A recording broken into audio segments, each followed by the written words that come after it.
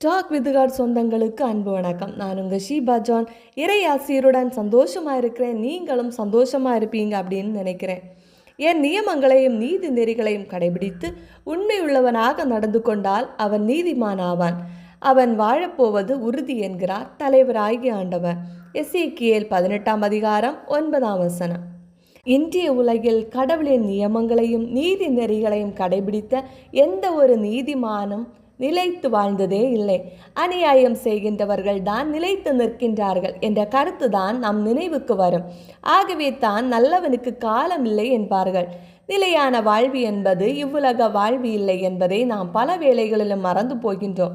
நாம் தினமும் செய்கின்ற நம்முடைய செயல்களிலே இறைவனை பிறருக்கு கொடுக்கின்றவர்களாக மாறுவோம். இறைவன் நம்மை நிறைவாக ஆசீர்வதிப்பாராக. இந்த சேனலை யார் பார்ப்பாங்க என்கிற மிகப்பெரிய மோட்டிவேஷனோட ஸ்டார்ட் பண்ண நம்முடைய பயணம் தொடக்க நூல் முழுவதும் எழுதுறதுக்கு மொத்தம் 129 பேஜஸ் ஆயிருக்கு. அதுக்கு 5 பென் யூஸ் ஆயிருக்கு. வாங்க தொடர்ந்து பயணிப்போம். வில்லியம் எழுதுதல் நாள் 34. ஒடுக்கப்பட்ட இஸ்ரேல் மக்கள் எகிப்து நாட்டு நின்று விடுதலை பெற்றது மீட்பு வரலாற்றில் ஒரு முக்கிய கட்டமாகும்.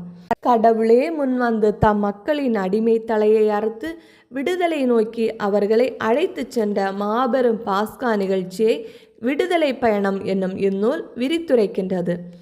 ஆண்டவராகிய கடவுள் தாம் நல்கவிருக்கும் வளநாட்டை நோக்கி இஸ்ரேல் மக்களை பேராற்றலோடு மோசேயின் மூலம் அழைத்து செல்கின்றார். வழியில் சீனாய் மலையடியில் அவர்களோடு உடன்படிக்கை செய்து 10 கட்டளைகளை வழங்கி தமது உரிமை சொத்தாகிய அவர்களை தமக்கே உரிய அரச குருத்துவ இனமாக புனிதப்படுத்துகின்றார். ஆயினும் அம்மக்கள் இவ்வுடன்படிக்கையை மீறும் பொழுது அவர்களை தண்டித்து தூய்மையாக்கி மீண்டும் ஏற்றுக்கொள்கின்றார். இந்நிகழ்ச்சிகள் இந்நூலின் முற்பகுதியில் இடம்பெற்றுள்ளன. இஸ்ரேல் மக்களின் சமய அமைப்புகளை நெறிப்படுத்துமாறு கடவுள் தரும் பல்வேறு ஒழுங்குமுறைகள் இந்நூலின் பிற்பகுதியில் காணப்படுகின்றன. விடுதலை பயணம் முதல் அதிகாரத்திலேயே யாக்கோபோடும் தங்கள் குடும்பங்களோடும் எகிப்திற்கு சென்ற இஸ்ரேலின் புதல்வர்கள் மொத்தம் 70 பேர். யோசேப்பு ஏற்கனவே எகிப்தில் இருந்தார். யோசேப்பும் அவருடைய எல்லா சகோதரரும் அந்த தலைமுறையினர் அனைவருமே இறந்து போயினர்.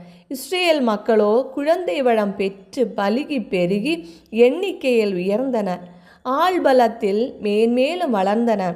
இதனால் அந்நாடே அவர்களால் நிறைந்துவிட்டது. இவ்வாறு இருக்க யோசேப்பை முன்பின் அறிந்திராத புதிய மன்னன் ஒருவன் எகிப்தில் தோன்றினான். அவன் தன் குடிமக்களை நோக்கி, இதோ இஸ்ரேல் மக்களினம் நம்மை விட பெருந்தொகைதாயும் ஆள்பலம் வாய்ந்ததாயும் உள்ளது.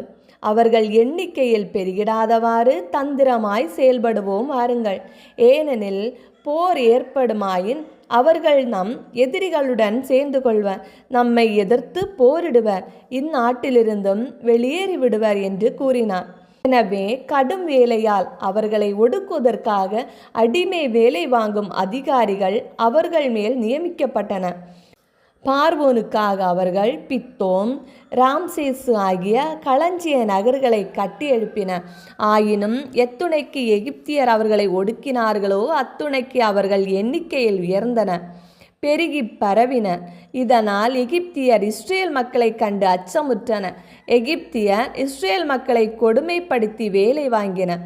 கடினமான சாந்து செங்கல் வேலையாலும் அனைத்து வயல்வெளி வேலைகளாலும் மேலும் கொடுமைப்படுத்தி வாங்கிய ஒவ்வொரு வேலையாலும் அவர்கள் வாழ்க்கையே கசந்து போகும்படி செய்தனர்.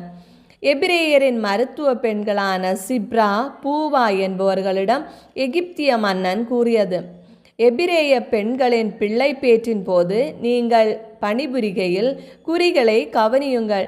ஆண் மகவி என்றால் அதை கொன்று விடுங்கள், பெண் மகவி என்றால் வாழட்டும். ஆனால் அந்த மருத்துவ பெண்கள் கடவுளுக்கு அஞ்சி இருந்ததால் எகிப்திய மன்னன் தங்களுக்கு கூறியிருந்தபடி செய்யவில்லை. மாறாக ஆண் குழந்தைகளையும் அவர்கள் வாழ விட்டார்கள். எனவே எகிப்திய மன்னன் மருத்துவ பெண்களை அழைத்து அவர்களை நோக்கி, ஏன் இப்படி செய்து ஆண் குழந்தைகளை வாழ விட்டீர்கள் என்று கேட்டான். அதற்கு மருத்துவ பெண்கள் பார்வோனை நோக்கி, எகிப்திய பெண்களை போன்றவரல்லார் எபிரேய பெண்கள், ஏனெனில் அவர்கள் வலிமை கொண்டவர்கள், மருத்துவ பெண் வருமுன்னே அவர்களுக்கு பிள்ளை பேறு ஆகிவிடுகிறது என்று காரணம் கூறின. இதன் பொருட்டு கடவுள் மருத்துவ பெண்களுக்கு நன்மை செய்தான். இஸ்ரேல் மக்களையும் எண்ணிக்கையில் பெருக செய்தான். அவர்கள் ஆள்பலமிக்கவர்கள் ஆயின. மருத்துவ பெண்கள் கடவுளுக்கு அஞ்சி இருந்ததால் அவர்கள் குடும்பங்களை தழைக்க செய்தான். பின்னர் பார்வோன் தன் குடிமக்கள் அனைவருக்கும் ஆணை விடுத்து, பிறக்கும் எபிரேய ஆண்மகவு அனைத்தையும் நைல் நதியில் எரிந்து விடுங்கள், பெண் மகவையோ வாழ விடுங்கள் என்று அறிவித்தான். இவ்வாறு விடுதலை பயணம் முதல் அதிகாரம் நிறைவு பெறுகிறது. தொடர்ந்து இஸ்ரேல் மக்கள் எவ்வாறு எகிப்தில் வாழ்கின்றார்கள், எவ்வாறு அடிமைப்படுத்தப்பட இருக்கின்றார்கள் என்பதை நாம் பொறுத்திருந்து பார்ப்போம். இந்த வீடியோ பிடிச்சிருந்தால் லைக் பண்ணுங்கள், உங்கள் ஃப்ரெண்ட்ஸ் அண்ட் ஃபேமிலிக்கு ஷேர் பண்ணுங்கள், உங்களுடைய கருத்துக்களை கமெண்டில் சொல்லுங்கள். இறையோடு உறவாட எங்களோடு இருங்க. மீண்டும் சந்திப்போம். அன்புடன் உங்கள் ஷீபா ஜான்.